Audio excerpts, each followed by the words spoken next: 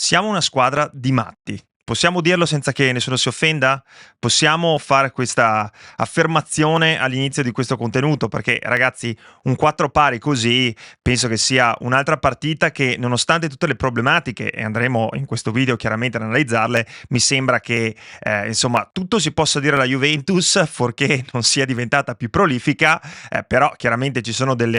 errori madornali in questa partita e adesso ne parleremo. Però dal punto di vista delle emozioni devo dire che in queste due partite la Juventus ha segnato 8 gol, cosa che non ho avuto tempo di andarmi a rivedere per postare questo video il più in fretta possibile, però credo che non capitasse da un bel po' di tempo. Certo, c'è anche la macchia dei 7 gol subiti in due partite, è chiaro che magari la mentalità di Tudor, vinciamo con un po' più dell'avversario, sta diventando un po' troppo realtà. Comunque adesso, a parte gli scherzi, penso che a pochi minuti alla fine sui 4-2 non credo che molti di noi, soprattutto vista la partita di oggi della Juventus, fossimo convinti che ce la potessimo fare. Però questa è la dimostrazione, ragazzi, che la Juventus adesso lotta e lotta fino alla fine. Comunque, come al solito, ragazzi, vi invito a iscrivervi al canale, vi ricordo che è gratuito, e mi raccomando, lasciate un commento e un mi piace, che siamo qua per confrontarci e anche per cercare di scambiare un po' di opinioni.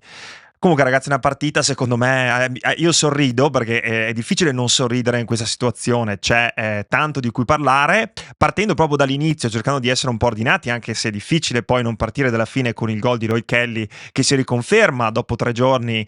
uno dei salvatori in questo caso salvatore perché ci salva, invece contro l'Inter, di essere comunque un uomo che là davanti sembra che ce l'abbia un po' il fiuto del gol. Comunque, esordio in Champions League, scusate, per Igor Tudor sulla panchina della Juventus. C'era tanta aspettativa, soprattutto dopo il grande risultato ottenuto contro l'Inter di sabato, però credo anche che la formazione di Tudor, che se vi ricordate nel mio ultimo contenuto parlavo di come contro l'Inter mi sarei aspettato una formazione diversa, che è praticamente quella che in realtà Tudor schiera oggi, a parte ovviamente nella partita di sabato cambiassero ancora squalificato, però a me la formazione iniziale piaceva parecchio, a parte forse l'utilizzo di Cobb Miners, che poi si è rivelato anche un giocatore che è ancora purtroppo in difficoltà e fa fatica veramente a dare un apporto alla squadra. Però iniziamo con ordine, appunto, di Gregorio tra i pali, Bremer in mezzo, a destra Kalulu, dove secondo me quella, e probabilmente anche secondo molti di voi, è la sua posizione. A sinistra Kelly, che, ragazzi, a mio parere sta crescendo in maniera esponenziale, questo è quello che vedo io. Se voi vedete diversamente ci sta, ma fatemelo sapere. Centrocampo invece viene mosso a destra McKennie, visto che c'è il ritorno di Cambiasso, McKennie con Miners, Thuram, Cambiasso, e dopo praticamente il Diz che gioca insieme a Openda e David là davanti. Questa è la formazione che io mi aspettavo contro l'Inter, però il primo tempo in realtà ci regala poche emozioni. Sicuramente c'è quel tiro molto bello da parte di Thuram deviato, dove il portiere fa la prima di una delle due parate secondo me determinanti, la seconda ancora di più nel secondo tempo, però una squadra a trazione anteriore, una squadra che sulla carta può andare a far male quasi a chiunque, soprattutto se si parla di ripartenze. Però ecco, lì iniziano un po' i problemi, perché in realtà la Juventus secondo me commette lo stesso errore che ha fatto contro l'Inter e mantiene un baricentro troppo basso della squadra. Noi difendiamo veramente troppo bassi, i centrocampisti sono quasi sulla linea dell'area di rigore, e credo che questo crei veramente troppi spazi e troppi gap tra quelli che sono i nostri reparti. E infatti il Borussia Dortmund, che in realtà nel primo tempo fa veramente poco, cioè oltre al possesso del pallone, che è qualcosa che forse abbiamo capito che Tudor è completamente soddisfatto, che nel senso ci sta pienamente, perché lui decide di giocare soprattutto in ripartenza e sfruttare la velocità, e lo capisco pienamente, cioè lui praticamente decide di lasciare il pallone del gioco, che ci sta, però diciamo che purtroppo, e si vede nel primo tempo perché Tudor sbraccia tanto, non è assolutamente contento della prestazione dei suoi, quello che aveva in mente come piano gara purtroppo non va a buon fine. Non va a buon fine specialmente perché alcuni degli interpreti, secondo me sopra di tutti oggi David, sembrano fuori condizione. Vediamo anche un Kenan Yildiz che sembra veramente in difficoltà di ossigeno. Chiaramente giocare 2 partite così ravvicinate e di questo livello, cioè il derby d'Italia e poi una partita, l'esordio in Champions League dopo un paio di giorni, penso che sia difficile. Comunque credo che, ripeto, Tudor oggi mi ha soddisfatto parecchio nella formazione, e in realtà ha proprio dimostrato che ha un'apertura completa a cercare di giocare un calcio come dice lui, poi più offensivo. Il problema è appunto gli interpreti, che purtroppo sono sottotono. Con Miners ancora una volta secondo me rallenta troppo il gioco a centrocampo. Oggi Thuram era in difficoltà difficoltà, perché si vede che dal punto di vista fisico, come altri che avevano giocato tutta la partita, insomma aveva un po' di problemi di ossigeno, e forse anche oggi in realtà sono i cambi quelli che fanno la differenza. Beh, senza forse, perché basta pensare cosa fa Vlahovic nel secondo tempo. Però prima di arrivarci parliamo del primo, che ripeto si conclude con un primo tempo veramente molto difficile da parte della Juventus, che sembra in difficoltà fisica e ha tanta imprecisione nei passaggi, gioca tanto in orizzontale senza cercare molto la profondità, ed è veramente molto frenetica, tante decisioni sbagliate, tanti appoggi sbagliati. Persino Bremer oggi, che di solito è irreprensibile, sembra quasi un po' frustrato, ma anche nel secondo tempo in alcuni palloni sembra quasi che sia proprio lì che faccia difficoltà a rimanere concentrato oggi. Non possiamo che comunque non andare a parlare di quello, e forse l'avrei anche saltato, ma nel primo tempo c'è quella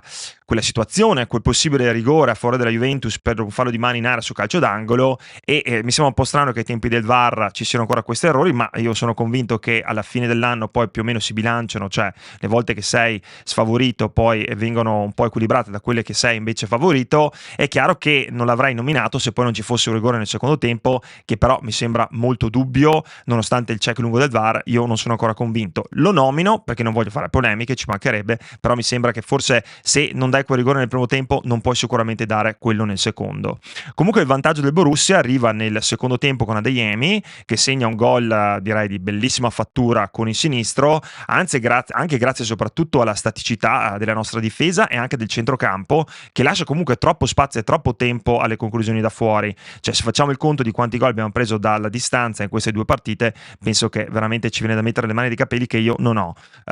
Forse tra l'altro il loro primo tiro in porta, dopo quell'errore che c'è stato pochi minuti prima col paro da parte del Borussia, con una dormita alla difesa della Juventus nella coppia, non mi ricordo se era Bremer, ma penso Bremer e Di Gregorio. Comunque il gol arriva su questo tiro da Adeyemi, dove comunque Di Gregorio, per carità, io capisco che sia complesso, però oggi ha avuto una serata disastrosa. Cioè oggi la partita è stata abbastanza determinata dagli errori delle difese, ma soprattutto dai portieri. Determinante quello del Borussia con un paio di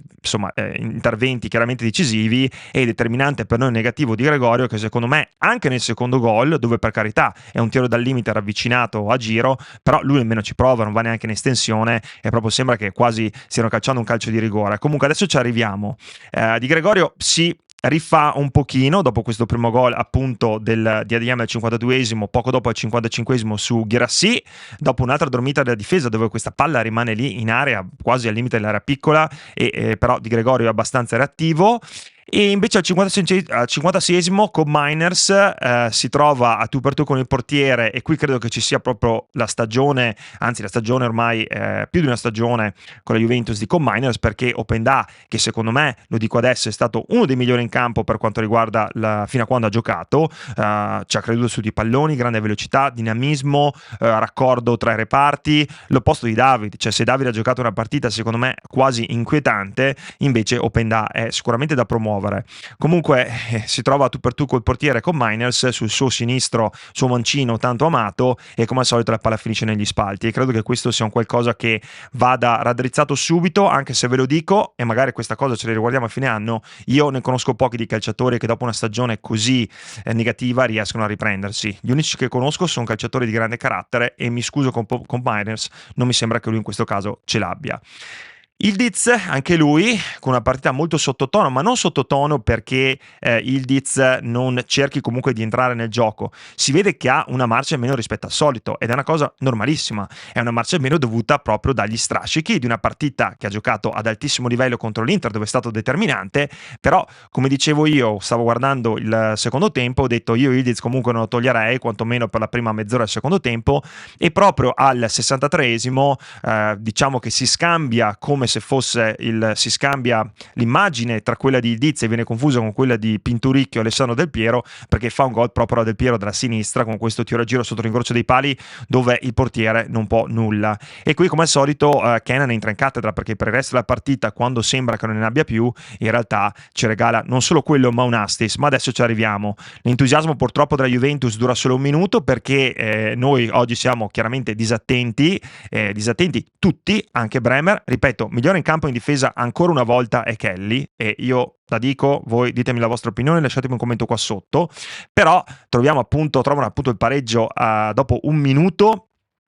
con un gran tiro dal limite del Borussia, che si insacca anche lì sulla destra verso l'incrocio dei pali, però come ripeto Di Gregorio è veramente completamente statico, cioè la sua forza è quella dei tiri da fuori, quindi delle parate da fuori, e mi sembra che in questo momento tra Inter e comunque Borussia oggi Di Gregorio ha faticato parecchio. La Juventus comunque non molla, al 66esimo dopo l'ingresso di Vlahovic va a pareggiare con una bellissima azione in cui tra l'altro il serbo punta l'occhio sul fuorigioco e rallenta proprio per non finire oltre la linea della difesa. Passaggio come al solito al bacio di Ildiz, che ormai si è preso veramente la Juventus sulle spalle, non solo il numero 10, e Vlahovic che dimostra una grandissima freddezza e grande professionalità. Bravo Dusan, bravo, sempre avanti così, e va a insaccare il gol del pareggio. Al 73esimo purtroppo va ancora in gol il Borussia su una palla persa in maniera, diciamo, abbastanza superficiale da parte di Thuram, poco fuori il nostro limite dell'area, però a quel punto lì Di Gregorio subisce un tiro dalla destra sul suo palo e sembra ancora in ritardo, in affanno e chiaramente non lucido in quella che, ripeto, è uno in teoria dei suoi fondamentali migliori, che sono le parate tra i pali. Palo clamoroso poi di Kenan Ildiz al 79esimo con questo tiro incredibile con tra l'altro una velocità pazzesca da appena dal limite, dove il portiere, ragazzi, fa una parata semplicemente decisiva, e questo proprio ha fatto la differenza di questa partita per quanto riguarda le prestazioni dei portieri, con il nostro in difficoltà e con il loro invece che salva il risultato al 79esimo. All'82esimo sembra tutto finito per quel rigore dato al Borussia Dortmund, per quel fallo di mani di Kelly che le braccia non se le può tagliare, si tuffa in scivolata e il pallone da più immagini sembra che vada prima sul petto e poi magari a sfiorare un braccio, però secondo me non puoi dare un rigore del genere, soprattutto in Europa, e lo trovo una scelta del VAR completamente senza senso, soprattutto se nel primo tempo non giudichi volontario o comunque da rigore quel tocco di mano in area del Borussia Dortmund, che secondo me era molto più netto. A quel punto devi quantomeno essere coerente col tuo metodo di giudizio e non andare a dare rigore al Borussia Dortmund. Comunque rigore per il Borussia, sembra che ci sia un parapiglia per chi lo vada a tirare, quindi si spera che qualcuno perda la concentrazione. Invece purtroppo il Borussia segna e va su 4-2 con un Di Gregorio come al solito spiazzato. La Juventus a questo punto della partita ha subito 5 tiri e incassato 4 gol, tanto per capire comunque quanto ormai sia diventato difficile per noi difendere in questa partita, che è stata secondo me dal punto di vista proprio della nostra linea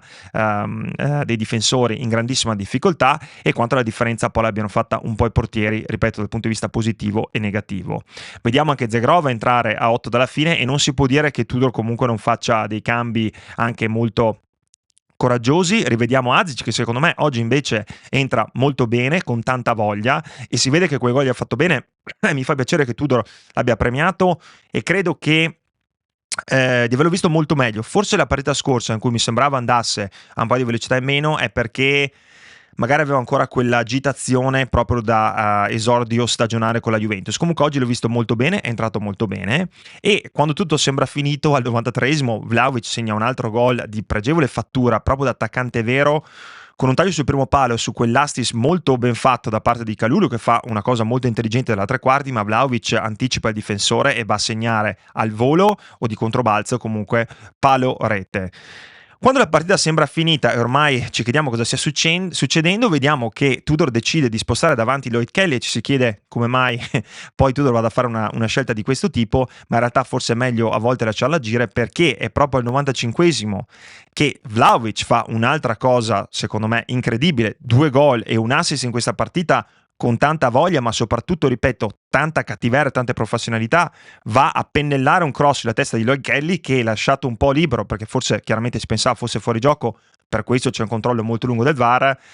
Va a segnare un gol strepitoso di testa, quasi da veramente attaccante vero nell'angolino, 2 gol in 3 partite per Lloyd Kelly, e la Juventus porta a casa un pareggio. Allora, questa chiaramente è la descrizione della partita. Mi sembra normale che su un 4-4, come la partita odierna, ci siano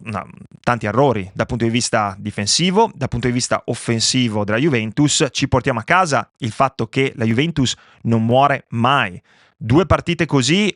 una l'abbiamo recuperata, quella con l'Inter, sotto 3-2, andiamo a vincere 4-3. Oggi sotto 4-2 andiamo a pareggiare 4-4, quindi dal punto di vista mentale ho visto una crescita incredibile della Juventus, che l'anno scorso con lo stesso tipo di risultato, cioè sotto 4-2, sarebbe stata morta e incapace di reagire.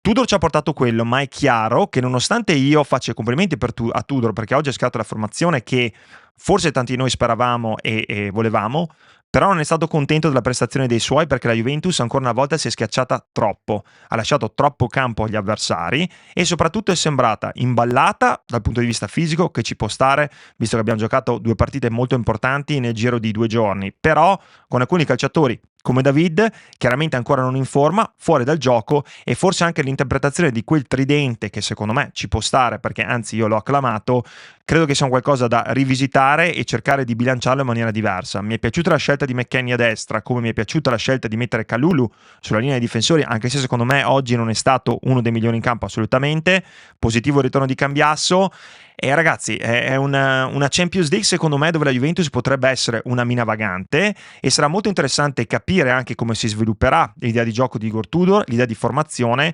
anche dopo i messaggi mandati dalla partita di sabato contro l'Inter e la partita di oggi. Concludo dicendo che Dusan Vlahovic, come vedete, è un calciatore che viene criticato anche su questo canale, lo faccio anch'io, e critico chiunque quando secondo me non gioca una partita all'altezza, soprattutto per i suoi atteggiamenti, però come vedete anche con altri interpreti là davanti, se la palla non arriva come nel primo tempo, i giocatori davanti non giocano bene. L'unica cosa da segnalare, come ho detto, è Luis Openda, che nel primo tempo invece, e per la parte di ripresa che gioca, è uno dei migliori in campo, semplicemente perché ci mette voglia, corsa, e sembra veramente 2 marce in più in questo momento rispetto a Jonathan David. Comunque ragazzi, ci portiamo a casa questo pareggio, c'è comunque questa adrenalina, perché fare una reaction così di getto dopo una partita del genere è abbastanza complesso, anche difficile un po' non ripetersi, e mi scuso se l'ho fatto. Però io non lo so, è chiaro che ci sia tanto da rivedere, ed è chiaro che se questa partita fosse finita 4-2 ci sarebbe stato un rammarico incredibile. Però le partite finiscono dopo il 90°. La Juventus pareggia 4-4, segna 8 gol nel giro di 3 giorni, dimostra che là davanti forse i problemi possono essere stati risolti, però mi sembra che ci sia qualche problema dal punto di vista difensivo, e spero che quello di Gregorio sia stata una giornata perché tra oggi e la partita con l'Inter, secondo me, in più di un'occasione è sembrato non all'altezza di una squadra come la Juventus, non all'altezza di quello che ha dimostrato l'anno scorso, e soprattutto in Champions League ci vorrà molto di più che un portiere che non prova nemmeno ad andare a prendere un tiro. Quindi nessuna polemica, forza di Gregorio, forza Juventus. Ragazzi, ci sentiamo in questi giorni, mi scuso se mi sono dilungato, ma la partita è stata così avvincente che c'era veramente tanto da dire. Grazie, mi raccomando, commento qua sotto, sono curioso di sapere la vostra, e come sempre, forza Juve. Ciao.